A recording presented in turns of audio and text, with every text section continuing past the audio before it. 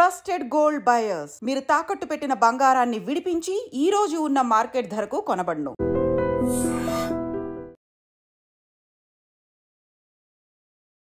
నమస్కారం, welcome to I dream. ధర్మ మార్గం విత్ విజిత కార్యక్రమానికి స్వాగతం.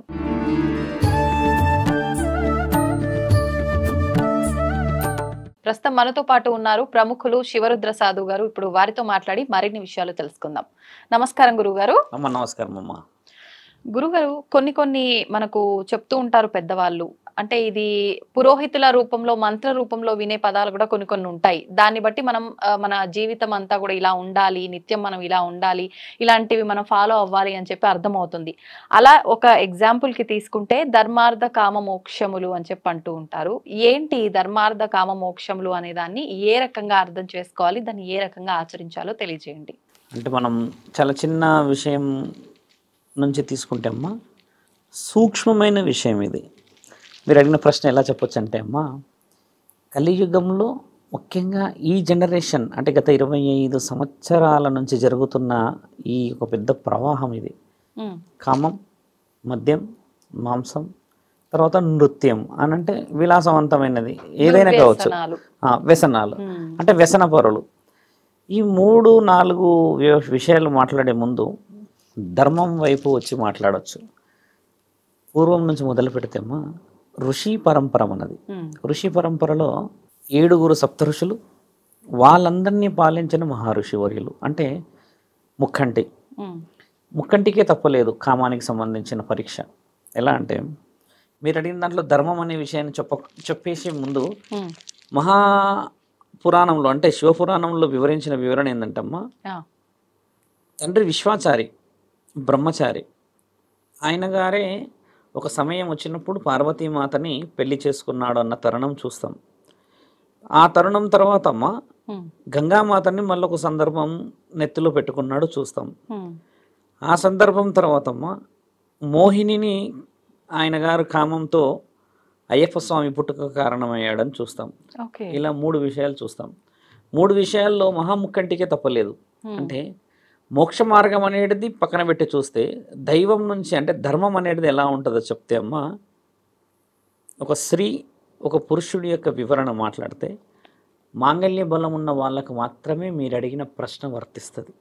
మాంగళ్య బలం అని అంటే చూడండి, 7 అడుగులు నడిచినప్పుడు, అగ్ని సాక్షిగా నడిచినప్పుడు, మనం ఏదైతే మంగళసూత్రానికి సంబంధించిన విషయ వివరణలు పంచభూతాల సాక్షిగా కడతారో అమ్మ, అక్కడే మీరన్న ధర్మాంధ కామ మోక్షాలు వర్తిస్తాయి. ఇప్పుడు మీరు శివుడికే అది తప్పలేదు కామం వల్ల ఇలా అన్నారు కదా, ఇప్పుడు అంటే అది ఒక పర్పస్ ప్రకారంగా అలా జరుగుతుందేమో. పర్పస్ ప్రకారంగా కాకుండా ఇంకా వివరణలోకి మేము వెళ్తాం. శివుడే విషయం ఎందుకు ఎత్తామనంటే, మహాముఖంటి ఒక నియమాలలో ఉన్నాడు, నిబంధనలో ఉన్నాడు. అంటే తండ్రి ఒక రాక్షసుడి సంహారణ నిమిత్తం ఆ గర్వాన్ని, ఆయన యొక్క అహంకారాన్ని అనగదొక్కడానికని పార్వతీమాతను పెళ్లి చేసుకున్నాడు అని చెప్పేసి పురాణాల్లో ఉన్నది. అంతే, అంటే ఒక ధర్మాన్ని చేయడానికి తండ్రి పెళ్లి చేసుకున్నాడు. ఆ తర్వాత జరిగిన విషయ వివరణలు. ఇప్పుడు మీరన్న విషయము మనకి ఏ విధముగా వర్తిస్తుంది. ఒకసారి శరీరం పుట్టక ముందుకమ్మ ఆత్మ పుడుతుంది. ఆత్మ వ్యవధి ఎంత లేదన్నా కూడా అమ్మ సుమారు 11 రోజుల నుంచి 11 నెలలు. ఆత్మబంధువు పరమాత్ముడు. అంటే ఈ ఆత్మలన్నీ ఎక్కడ ఉంటాయంటే అమ్మ పరమశివుడి యొక్క గర్భంలో ఉంటాయి ఇవన్నీ. తండ్రి ఇంతకుముందు కూడా నేను వివరించాను, కొంచెం డీప్గా వెళ్ళినప్పుడు. ఆత్మబంధువు అని అంటారు. స్త్రీతత్వం పురుషతత్వం ఎలా వచ్చింది ఇక్కడ? ఆత్మబంధువే ఉన్నప్పుడు, లోకం మొత్తం ఆత్మలే ఉన్నప్పుడు, పరమశివుడు వాటిని పాలిస్తూ ఉన్నప్పుడు స్త్రీతత్వం రావడానికి పురుషతత్వం రావడానికి గల కారణాలు ఏమిటి? ఒక పురుషుడు ఒక స్త్రీ అనే విషయం మానవ శరీరాలకు జరిగిన విషయం ఏంటంటమ్మా, ఆశ. అన్నీ మనిషి చూడండి, కామాన్ని తినలేడు, అనుభవించగలడు. భోజనాన్ని తినగలడు, అనుభవించలేడు. బాగా గమనించాల్సిన విషయం. మీరు అన్నట్టుగా ఏంటంటమ్మా, ధర్మం నుంచి కామం, కామం నుంచి మోక్షం అని అంటే, ఏ స్త్రీ ఏ పురుషుడైతే ధర్మం ద్వారా భార్య నా హక్కు నా స్థితిగతులను అని చెప్పేసి శారీరకమైన కలయికతో వెళ్తారో, అక్కడ వీళ్ళు ఇద్దరు ప్రేమని అంతిమ స్థితిలో చూడడం. అదే కదా మీరు అన్న మోక్షం అనేది. ఈ మోక్షం అనేది ఈరోజు అనుక్షణం ఉంది. గమనించాల్సిన ప్రశ్న. ఎందుకంటే కామంకి ఈ రోజుల్లో విలువ లేదు తల్లి. విలువ లేదు. మీరు చిన్న చిన్న చిన్న చిన్న కుటుంబాల నుంచి తీస్తే very very well educated persons కూడా కోల్పోతున్న విషయం. ఇప్పుడు కొంచెం వెనక్కి వస్తాం. శివతత్వం మీరు అన్నట్టుగా ధర్మతత్వం విషయం మాట్లాడతామా, ఒకప్పుడు కామం నుంచి ఖచ్చితంగా స్త్రీకి మోక్షం దొరికేది. ఇది స్త్రీకి వర్తించిన మోక్ష మార్గం, ఇది పురుషుడికి సంబంధించిన మోక్ష మార్గం. ఇది కామానికి స్త్రీకి సంబంధం ఎలా ఉంటుంది? ఒక స్త్రీ ఒక పురుషుడు ఏం చేస్తాడంటే అమ్మ 13 సంవత్సరాలకి 14 సంవత్సరాలకి ఈ మధ్య వయసులో ఆడపిల్లలు మెచ్యూరిటీ లెవెల్కి వస్తుంటే ఒకప్పుడు 16వ ఏటనే అయ్యేవాళ్ళు. మ్యాక్స్ టు మ్యాక్స్ 16 లేదా 17 ఇయర్స్లో అయ్యేవాళ్ళు. అయ్యేంత వరకు పురుషుడి మీద హావాలు భావాలు పోకపోయేటి, ఒక మనిషిలాగానే ఉండేది. ఎక్కడైతే మార్పులు శరీరంలో జరుగుతాయమ్మా, జరిగినప్పుడు ఒక దేవుడి యొక్క కథలు చెప్పడం, రాముడి గురించి శివుడి గురించి దేవాది దేవతల గొప్పతనాల గురించి చెప్పినప్పుడు వచ్చేవాడు దేవుడితో సమానం అనేటిదే ఆ స్త్రీ ఊహించుకోబడుతుంది. అయితే మీరు అడిగిన మోక్ష మార్గము ధర్మ మార్గంలో ధర్మాన్ని మొదట నేర్పిస్తారు. కుటుంబం, ఇల్లు, సంసారం, సౌభాగ్యం. పిల్లలది చాలా పెద్ద విషయం. అసలు పిల్లల విషయం అనేది అప్పట్లో వాళ్ళకి తెలియకుండానే జరిగిపోయేది. ఇప్పుడు తెలిసినా కూడా పిల్లలు పుట్టట్లేరు. ఎక్కడైతే అమ్మ ధర్మం ఎలా చెప్తారంటే, ఒక స్త్రీ మనస్సు మొత్తం ఒక పురుషుడిని కంప్లీట్గా ఆయన ధర్మంగా వచ్చే ఒక దేవుడు, ధర్మంగా వచ్చే ఒక మహనీయుడు, ధర్మంగా నిన్ను ఒక స్త్రీ ప్రపంచం బాగా గమనించాల్సిన విషయం ఏంటంటే అమ్మ, ఒక స్త్రీ ప్రపంచం భర్త మాత్రమే. ఇది ధర్మశాసనాల్లో రాసింది కూడా. మళ్ళీ భర్తకి ప్రపంచం స్త్రీయే, ఇది కూడా రాస్తుంది. వీళ్ళిద్దరూ ఒకరి దగ్గర ఒకరు ఉన్నంత విచ్చలవిడితనంగా ఎక్కడా ఉండలేరు. చాలా మటుకు ఈ రోజుల్లో చూస్తూ ఉంటాం. ఈ కొంచెం ఎలా అంటమ్మా, ఎక్స్ట్రా కరికులర్ యాక్టివిటీస్ అయిపోయినాయి. వాళ్ళని ఉంచుకున్నాము, వీళ్ళని ఉంచుకున్నామని, ఆమె నా ఎక్స్ అని, లేకపోతే ఆమె ఇదని, ఆయన నా ఎక్స్ అని ఇట్లా వచ్చారు కదా. ఇవన్నీ కొంచెం కల్చరలెస్ డిస్కషన్స్ కాబట్టి ఓన్లీ మన నైతిక విలువలు మాట్లాడదాం, సాంఘిక విలువలు. ఒక స్త్రీ ఎలా ఊహించుకుంటుందంటే అమ్మ, కష్టం, నష్టం, ఇష్టం, సుఖం, ఇవన్నీ స్త్రీ శరీరంలో చాలా ముఖ్యమైన పాత్రలు. ఎందుకంటే స్నేహితురాలు మోసం చేస్తుంది, ఎప్పటికైనా సీక్రెట్ బయటకు వస్తుంది.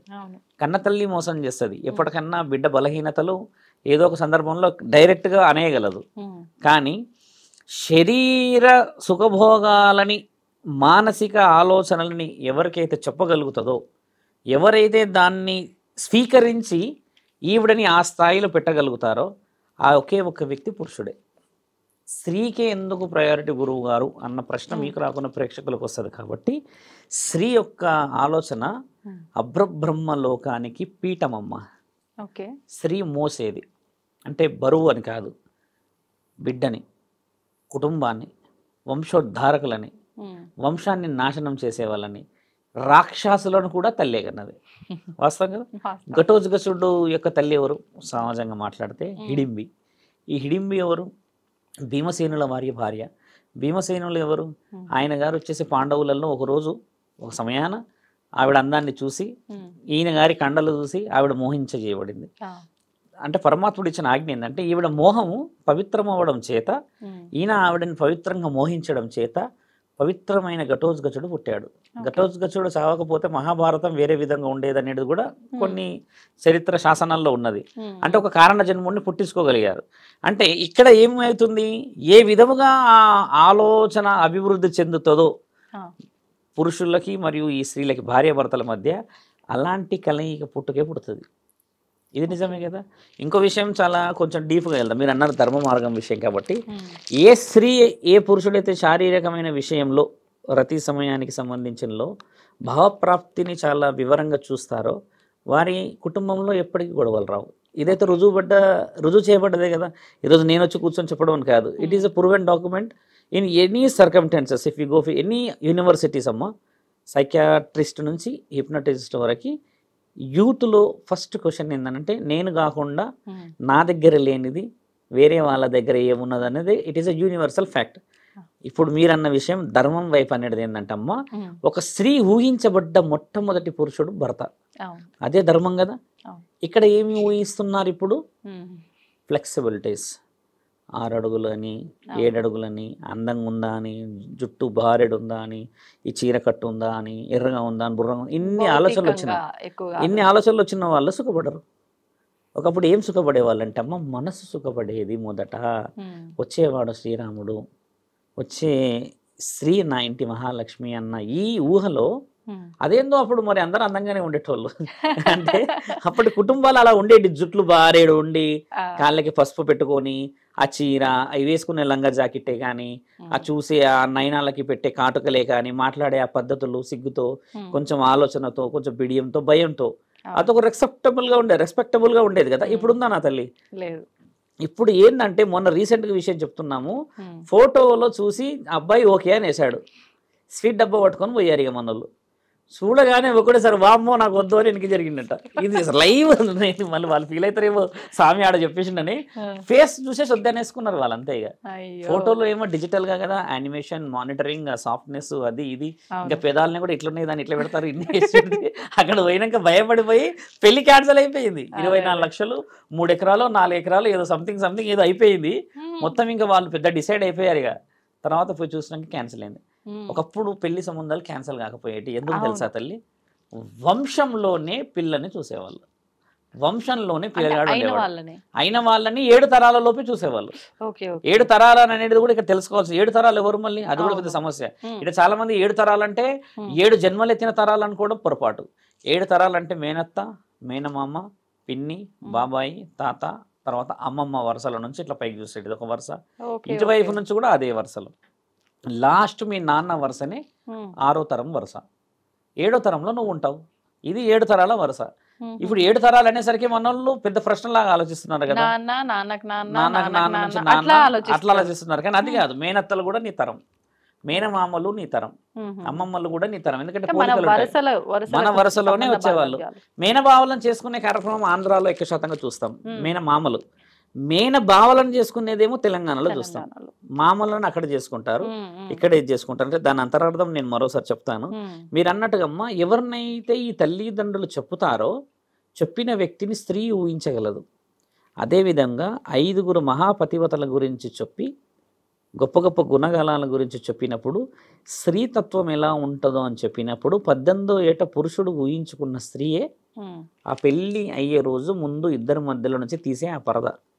అక్కడ ఇద్దరికి తెలిసిపోతుంది రాముడు సీత అన్న ఆ ఊహ వచ్చేస్తున్నప్పుడు. చీకటి చాలా ప్రమాదకరమైనది ఈ రోజుల్లో. ఒకప్పుడు చీకటి సుఖవంతమైనది. కొంచెం వైల్డ్గా చెప్తాం మేము, ప్రేక్షకులకు అర్థం కావాలి కాబట్టి. ఒక స్త్రీని ఒక పురుషుడు, ఒక పురుషుడిని ఒక స్త్రీ కామంతోని కాకుండా మనస్సుతోని మీరు అన్నట్టుగానే ధర్మంగా నా హక్కు, నా భార్య, నా ఇల్లు, నా సంసారం అని 25-30 మంది ఉమ్మడి కుటుంబాలు ఉండేవి ఒకప్పుడు. వాళ్ళందరికీ అమ్మ ఒక రూమ్ ఉండేది, అందులోనే శారీరక కలయిక అందరూ. ఇప్పటికీ కొన్ని ఊర్లు ఉన్నాయి అలాగా. శారీరకంగా ఆ రూమ్లో ఎవరైనా ఉన్నారు అంటే మిగతా వాళ్ళు అండర్స్టాండ్ చేసుకోవాలి, అర్థం చేసుకోవాలి, డిస్టర్బ్ చేయకూడదు. అంటే ఈ తరుణం ఉన్న పెద్ద పెద్ద కుటుంబాలు ఉన్నాయి ఇప్పటికీ. అలా ఉన్నప్పుడు వాళ్ళకు కూడా ఒక అర్థమయ్యేది. అంటే ఏకాంత సమయం అనో లేకపోతే వాళ్ళిద్దరికి సంబంధించిన విషయం అనో భార్యాభర్తలు అన్న విషయం ఉండేది. ఇక్కడ చీకట్లో కేవలం ఒక దీపం మాత్రమే ఉండేదమ్మా. అప్పుడు ఏం జరిగేది తెలుసమ్మా? ఇది చాలా మైక్రో లెవెల్ ప్రశ్న మీరు అడిగింది. ఒక స్త్రీని నిజముగా, ఒక పురుషుడిని నిజముగా అంతరాత్మతో చూసుకునే సమయం. ఇంత వెలుగులో కూడా అసలైన అందమని, అసలైన మనస్సు అని చూడలేకపోతున్నారుగా. చీకట్లో చూసే ఆ మనసు ఎన్ని కుటుంబాలను నిలబెట్టేసింది ఈరోజు చూసారా? తరాలు నిలబడిపోయినాయి. ఇప్పుడు ఇంత వెలుగులో కూర్చొని అంతటి మెత్తటి పరుపులో ఉండి కూడా జీవితాన్ని ఎందుకు గెలుస్తలేరనంటే ఈయన గారు శారీరక వ్యామోహానికి మాత్రమే, అదేదో ఎంటర్టైన్మెంట్ లాగానో అదేదో రిలీఫ్ కోసం మాత్రమే వెళ్ళడము. ఇందులో ఇంకో సెన్సిటివ్ డిస్కషన్ కూడా చాలా అవసరం ఏముందంటమ్మా, నేను గతంలో కూడా ఒకసారి చెప్పాను. ధర్మం అనే విషయం కాబట్టి ధర్మంలో ఉన్న చిన్న చిన్న మైక్రో లెవెల్ పాయింట్స్ ఏంటంటమ్మా, ఒక స్త్రీ విషయము చాలా మట్టుకు ఊహించి ఆ ఆలాపనాన్ని అనుభవిస్తారు వాళ్ళు. అంటే భర్త పువ్వులు తెస్తాడని, బట్టలు తెస్తాడని, ఇంకా లేకపోతే ఇంకేదో కొనుక్కొస్తాడని ఆలోచిస్తారు. కోరికలతో ఆలోచించి ఏం చేస్తారు? భర్త రాగానే ఏం తెచ్చినా వాళ్ళు స్వీకరిస్తారు. అది వేరే విషయం కదా. ఇక్కడ పురుషుడి విషయం చెప్తున్నాం. దానికి ఏంటంటే ఇప్పుడున్న పరిస్థితుల రీత్యా అమ్మ, పురుషుడు కళ్ళు చాలా పెద్దగా అయిపోయాయి. ఎందుకంటే పురుషులు మనల్ని, అంటే ముఖ్యంగా నన్ను శివరుద్ర సాధు అని కొన్ని ప్రశ్నలు కామెంట్లో చెప్పినా నేను సిద్ధమే వాళ్ళకి. పురుషుడి కళ్ళు చాలా పెద్దగా అయిపోయాయి ఇప్పుడు. ఇక్కడ చూడలేనిది ఇంకొకటి ఎలా చూడవచ్చును అన్న ఆలోచన వచ్చేసి, ఒకప్పుడు ఇద్దరు చీకట్లో ఉండేసరికి స్త్రీ అయినా పురుషుడైనా ఇద్దరి ప్రపంచాలు అంతరాత్మ. ఇక్కడ ఏమైపోయిందంటే అమ్మ, ఇప్పటికీ కూడా ఈ రతి అని కాకుండా స్త్రీ ఎప్పుడైనా కూడా సెన్సిటివ్నెస్ ఎక్కువ శాతంగా ఫీల్ అవుతారు.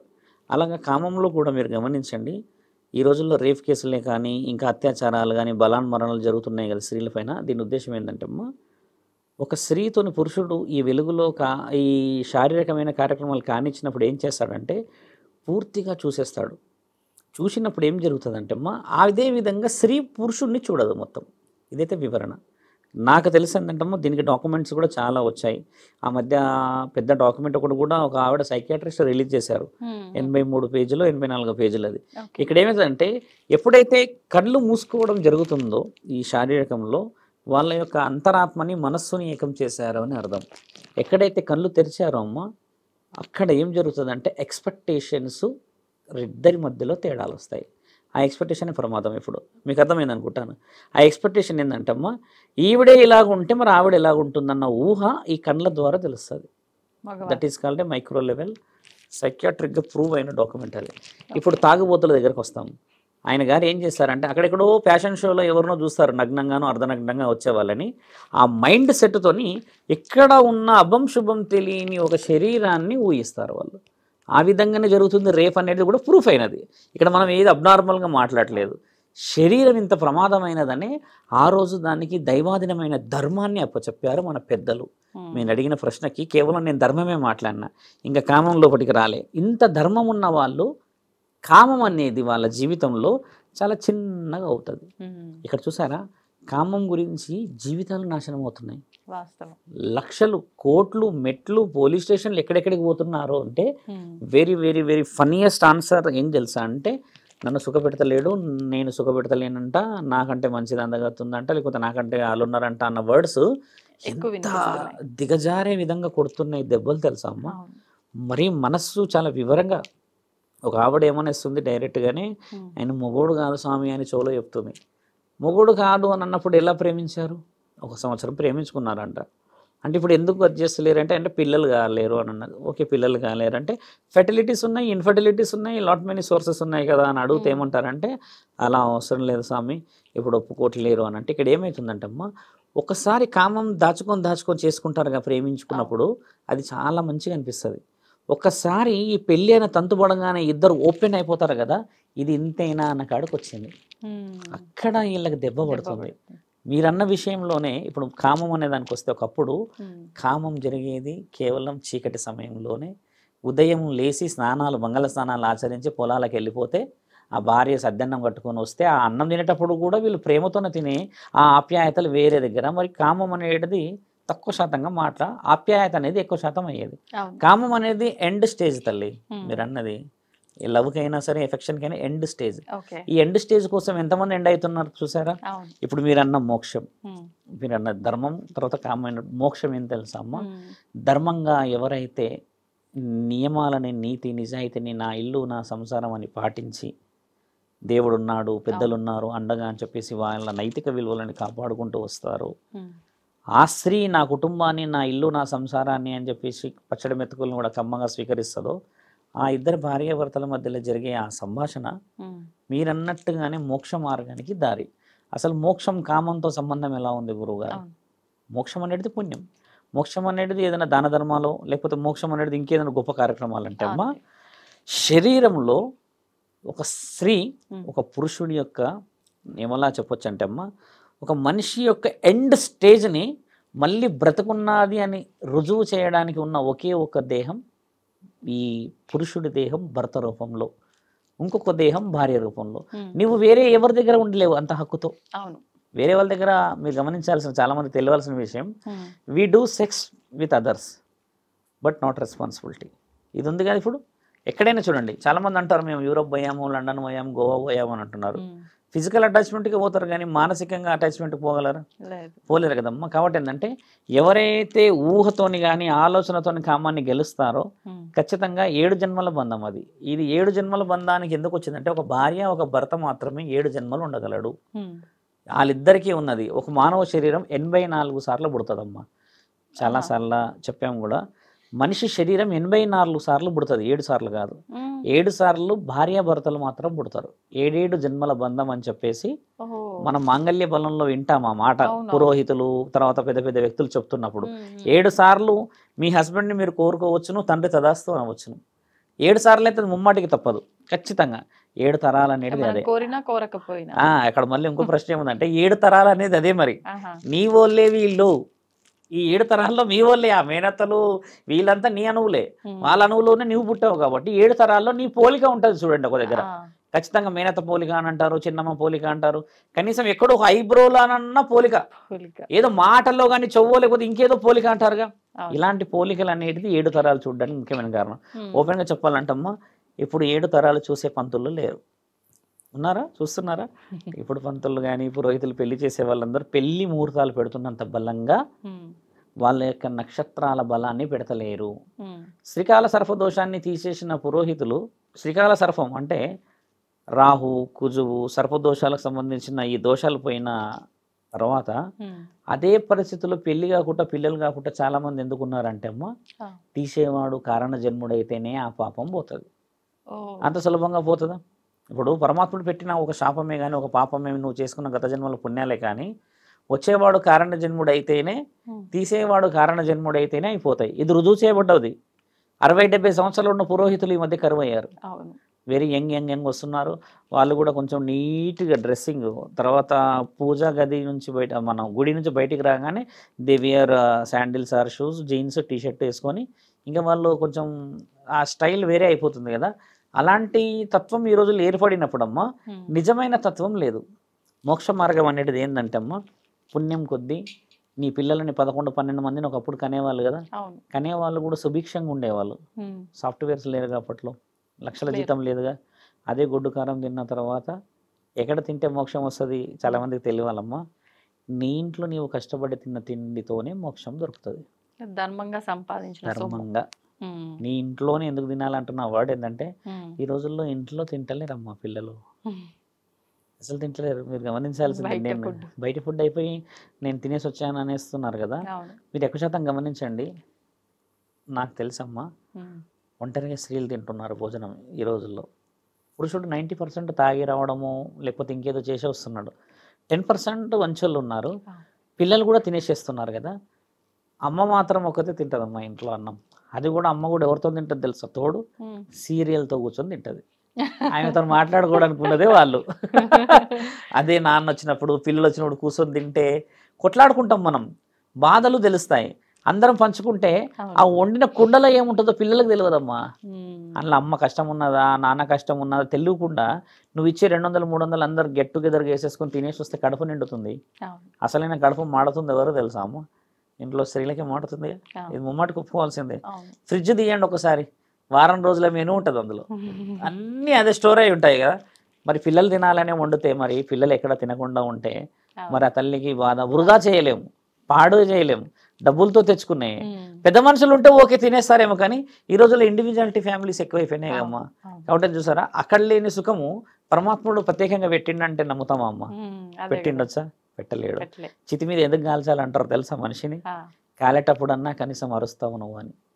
ఆ కాల్చేటప్పుడు నీ శరీరం ఎంత తీయగా ఎంత ముద్దుగా ఇట్లా చిన్నగా పౌండ్స్ పౌడర్ పెట్టి ఫెయిర్ అండ్ లవ్లీ పెట్టి నీట్గా సాఫ్ట్గా పెంచుకున్నావు కదా. ఆ శరీరాన్ని అక్కడ తెల్ల బట్ట మీద ఎందుకు పెడతారంటే ఒక మచ్చ చూపెట్టు, ఒక జోబు చూపెట్టు, నువ్వు ఏదైనా తీసుకొచ్చేది ఉందా అని చూపిస్తే అందులో మచ్చ ఉండదు, జోబు ఉండదు తేయడానికి. ఆ తెల్ల బట్టలో ఎందుకు చూస్తారంటే అమ్మ, నీ వచ్చేటప్పుడు పవిత్రంగానే వచ్చావు, పోయేటప్పుడు పవిత్రంగానే పోతున్నావు, కానీ పుణ్యం లేకుండా పోవడం చేత నిన్ను కాల్చడం జరుగుతుంది. బాగా గమనించండి. కొంతమందిని కాల్చనియరు మన వాళ్ళు బాధపడి, ఎందుకంటే మా జ్ఞాపకం కావాలి, మేము సమాధి పెద్ద కట్టుకుంటాము, పాలరాతితో కట్టుకుంటాము అంటారు కదా. ఒక చితి కాలకపోతే మరో జన్మ కష్టంగా రాదు. కొంతమందిని చూడగానే ఏమనిపిస్తుంది అంటే అమ్మ, ఏ జన్మ పుణ్యం చేసుకున్నాడో, ఎంత నిమ్మలంగా ఉన్నాడు మనిషి, ఆస్తులన్నీ కూడా పెట్టేసేసి అలా బాల్కన్లో లగ్జరీగా తిరుగుతున్నాడు అని అనిపిస్తుంది కదా. ఈ జన్మ పుణ్య ఫలితం కాదు, ఏదో జన్మలో చేసుకున్న పుణ్య ఫలితాన్ని పరమాత్ముడు పుట్టిస్తాడు. మోక్షం అంటే ఏం తెలుసా అమ్మ? మనిషి దగ్గరికి అన్ని రావడం కాదు, మనిషి అన్ని తెచ్చుకొని సుఖం అనుభవించడం. అనుభవించటం. ఇదే కదా మీరు అన్న ధర్మము, కామము, మోక్షం. ఈ 3 కేవలం ఒక ఆడ ఒక మగ అందులో భార్యాభర్తలకు మాత్రమే వర్తిస్తాయి. ముఖ్యంగా చాలామంది చెప్తున్నాం మోక్షం అనేది యువకులకి వర్తించదు, కామము వర్తించదు. మీరన్న ధర్మాంధ కామములు అనేది కూడా పరమాత్ముడి ఆజ్ఞతోని మాత్రమే నీ యొక్క శరీరాలకి పుట్టక ముందుకి అక్కడ ఆకాశ మార్గంలో ఆయన గారు చేసే స్వర్గపు పెళ్లిళ్ళల్లో ఆత్మలకు జరుగుతాయి. మీ ఇద్దరు కలవాలి అని అప్పుడు మాత్రమే ఆత్మలకి అంటే నీ యొక్క సోల్స్ తోని ఫస్ట్ డిసైడ్ అవుతుంది ఈ ఆత్మ ఈవిడకి, ఈ ఆత్మ ఈయనకి అని. ఆ డిసైడ్ అయిన శరీరాలే ఇప్పుడు భూమండలంలో కలుస్తాయి. కాబట్టి ఏంటంటమ్మా పెళ్ళిళ్ళు నిర్ణయించబడేటి స్వర్గంలో అని చెప్పి రాసింది కదా ఒక స్లోగన్, ఊరికే లేదు కదా. ఎక్కడ మీరు బాగా గమనించాలి, భాగమతి అంటే మీకు తెలుసా, పేరున్నా ఉండవచ్చు, హైదరాబాద్ పేరు భాగ్యనగరం. 3.5 కిలోమీటర్లు ఆ కులీ కుతుబ్ షా వంశస్థులు ఆయన గారు దాని మీద వెళ్తూ వెళ్తూ వెళ్తూ గుర్రం అక్కడ పెట్టి ఆ బుడదలో ఈత కొట్టుకుంటూ అటు పోయేవాడంట. ఆవిడనేమో చిన్న ఈ బజార్ లాంటి దాంట్లో ఒక వ్యాపారం ఏదో చిన్నది ఏదో చేసుకునేదంట. ఆవిడ అందాన్ని చూడడానికి పోయేవాడంట. మరి ప్రేమ అంత గొప్పది కాకపోతే ఆ మూసీ నదులు ఎందుకు పెడతాడు తండ్రి దారి? వాస్తవంగా ఆయన రాజు కాబట్టి ఆ రాణిని ఎత్తుకరామని చెప్పొచ్చుగా, ఎందుకు ఎత్తుకరాలేడు తల్లి? వివరంగా ఆలోచించండి. ప్రేమ ఎత్తుకొస్తే రాదు, ఎత్తుక్కుంటూ ఎత్తుక్కుంటూ ఎత్తుక్కుంటూ పోతే ఒక్కసారి చూసే ఆ చూపు మళ్ళీ ఆ బురదలోకి లైఫ్ టైం వెళ్ళిపోమని వెళ్ళిపోతాం. ఆ చూపు కోసం వెళ్తారమ్మా. ప్రేమ అలా పుడుతుంది, నాకు తెలిసి అలానే పుడుతుంది. నాకు తెలిసి ఇంత జనరేషన్లో, ఇంత స్పీడ్ జనరేషన్లో కూడా అలానే పుడుతుంది ప్రేమ, అంతే కదా. సడన్ గా పుడుతుంది, భయంకరంగా పుడుతుంది. ఎట్లా అంటే ఏడబడతాడ పుట్టేస్తుంది, అదొచ్చే సమస్య. వాళ్ళు ఏమనుకుంటారు కానీ అలా అనకూడదు. నిజమైన వాళ్ళు, నిజమైన ప్రేమికులు కూడా ఉన్నారు ఇక్కడ. పాపం వాళ్ళు అనుకుంటారు ఈయన మా మీద పడ్డాడని.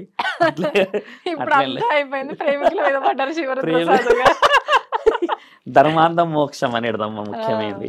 ఇలాంటివి చెప్పట్లేరు. నేనేమంటా అంటే పురోహితులు చెప్పాలి తల్లి, మోక్షము ధర్మము చెప్పవలేను. పెద్ద మనుషులు అయిన తర్వాత ఆడపిల్లలకి రీతి నేర్పించడం ముఖ్యమైనది, పురుషుడికి రీతి నేర్పించడం ముఖ్యమైనది. ఎందుకంటే అమ్మాయిలు ఈ రోజుల్లో మెచ్యూరిటీ 13-14 ఇయర్స్ వచ్చిన తర్వాత అమ్మ 16th 17th ఇయర్ వచ్చేసరికి వాళ్ళ శరీరాలు ఒకసారిగా చూస్తే 25-30 సంవత్సరాలలాగా అయిపోతున్నారు. వయసు ఎక్కువ. ఎందుకంటే అమ్మ హైబ్రిడ్ ఫుడ్, హైబ్రిడ్ వాతావరణము, వీటన్నిటికి మించి హైబ్రిడ్ ఐస్.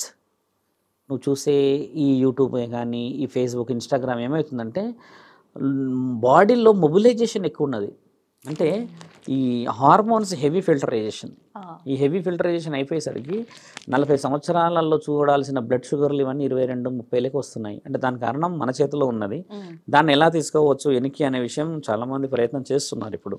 కాబట్టి మీరు అడిగిన ధర్మ, కామ, మోక్షాలు అనేటివి చూడండి అమ్మా, చాలా చిన్న విషయాలు కావు ఇవి, ఇంకా డీప్గా పోవచ్చు. చాలా డీప్ విషయాలు. తల్లిదండ్రుల ముఖ్య పాత్ర ఇక్కడ చాలా అవసరం అమ్మా.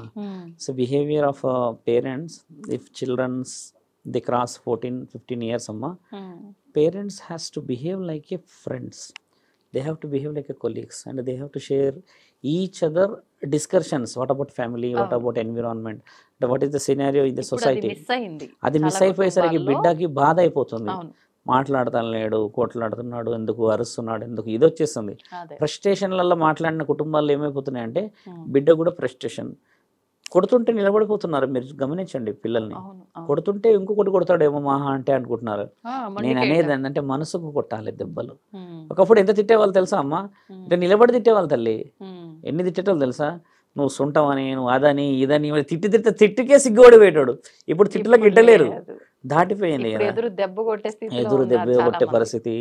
ఇందాక విన్నాముగా ఒక అతను వచ్చాడు గట్కేశ్వరం నుంచి, పెళ్ళయిందంట, అదైందంట, నాన్నని కొట్టిండంట అబ్బాయి. ఆ నాన్న కొట్టిండనే ఆ మాట చెప్పడానికి 15 నిమిషాలు తీసుకుంటా. ఆయన ఏడుపు, ఎంత ముద్దుగా పెంచుకున్న ఆ బిడ్డ కొట్టిండంటే ఆయన ఆ రోజే చచ్చిపోయినట్టు. నాన్న ఏదైనా మార్గం ఎత్తకండి స్వామి, కొడుకు మంచిగా అయిపోవాలి అని వచ్చిండు ఆఖరికి మళ్ళీ. కానీ నా కొడుకుని ఇట్లా చేయాలి అట్లా చేయని రాలేడు. ఆయనకు చెప్పే వర్షనే మారిపోయింది. ఇందులో చాలా డీప్గా ఉంటాయి, విల్ డిస్కస్ అబౌట్ అదమ్మా విషయాలు. నిజంగా చాలా మంచి విషయాలు తెలియజేశారండి, చాలా డీప్ గా. అంటే మీరు అన్నారు ఈ సబ్జెక్ట్ చాలా పెద్దది, మనం వివరించలేము ఇప్పుడు, కానీ అయినా కూడా మీరు వివరించిన విధానంలోనే చాలా చక్కగా అర్థమయ్యేలా వివరించారు. ధన్యవాదాలండి. నమస్కారం. అవుతున్న శివలింగం. సరే దాన్ని అట్లా కప్పేసేయండి, చూపించదండి. Krishna is there. మూర్తి పూజ కాదు, సాక్షాత్ బ్రజేంద్ర నందన భగవాన్ ఉన్నారు మూర్తిలో. ఏమీ ఆశించకుండా ఆరాధించే వాళ్ళు కూడా ఉన్నారా ప్రభుజీ? నిజమైన భక్తి